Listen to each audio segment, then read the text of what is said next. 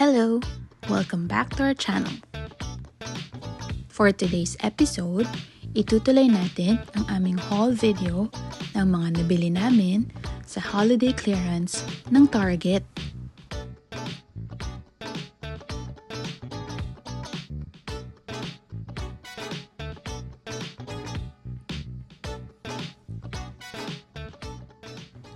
First up ay mga gamit sa bahay na pwede for everyday use.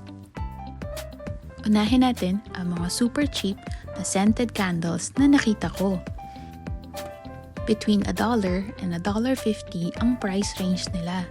At tingnan nyo naman, malalaking kandila sila. Hindi rin super Christmassy ang mga amoy kaya pwedeng-pwede for everyday use.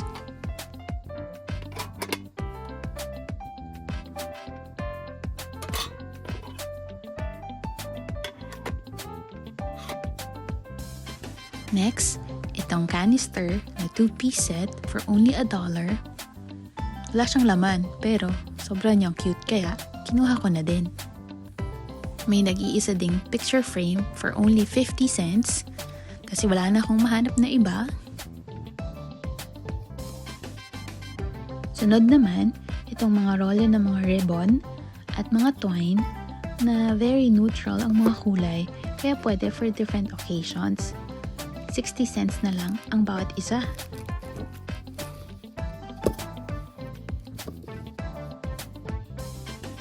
Next, ang ating cheapest find, itong mga salad plates na 30 cents lang ang isa or 16 pesos.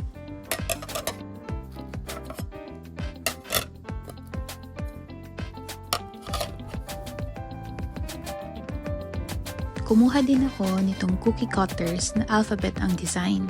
Isang box na for only 50 cents.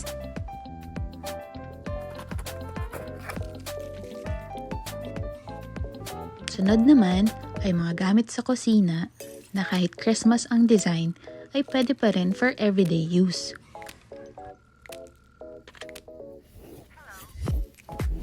Kumuha ako ng isa nitong parang fondue set for only 99 cents.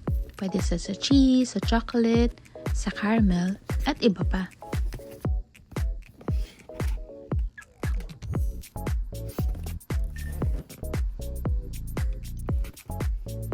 Same price din itong mini waffle maker for only 99 cents kaya kumuha din ako ng isa.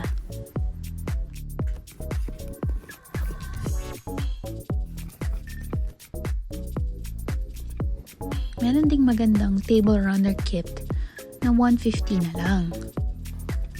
Pwede mo siyang i-paint o kaya naman ay tahiin ang mga design.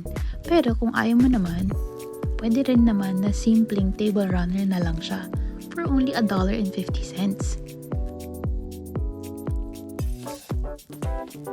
Next ay ang mga Christmas stuff na para sa kusina. Unahin natin ang mga kitchen towels na 50 cents na lang for a set of 2. Maraming magagandang designs kaya kumuha ko ng mga 6 na sets.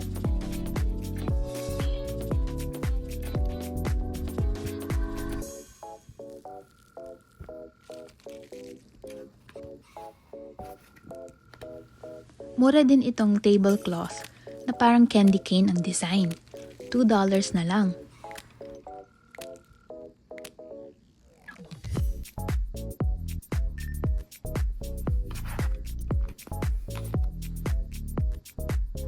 Kumuha din ako ng set ng chocolate mold. 2 sets na siya for only 79 cents.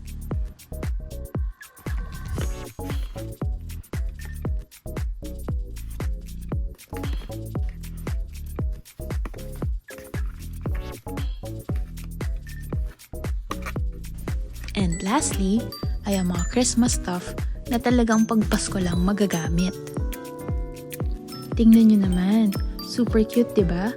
Mga dinosaurs na Christmas ornaments. 30 cents lang ang isa.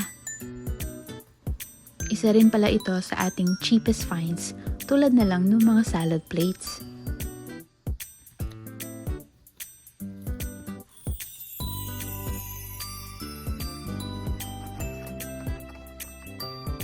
Next, itong mga Christmas ornaments na Funko Pop collaboration. Merong Minecraft at meron din namang Squid Game. $1.10 each na lang.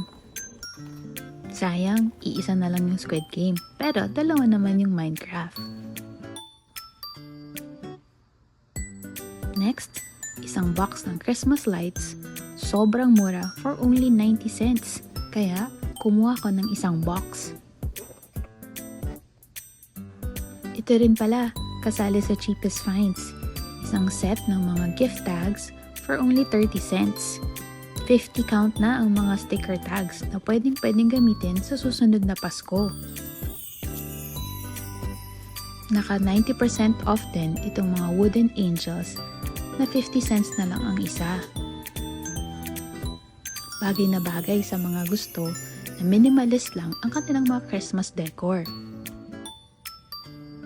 Oops, may pahabol pala. Itong mga throw pillows na Christmas ang theme pero pwede rin naman kahit hindi Pasko. $2 na lang ang bawat isa.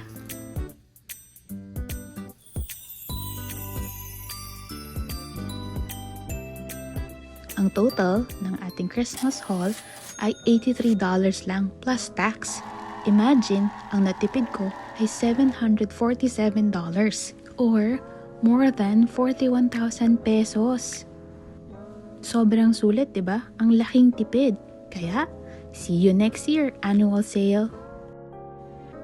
Thanks for watching. Bye!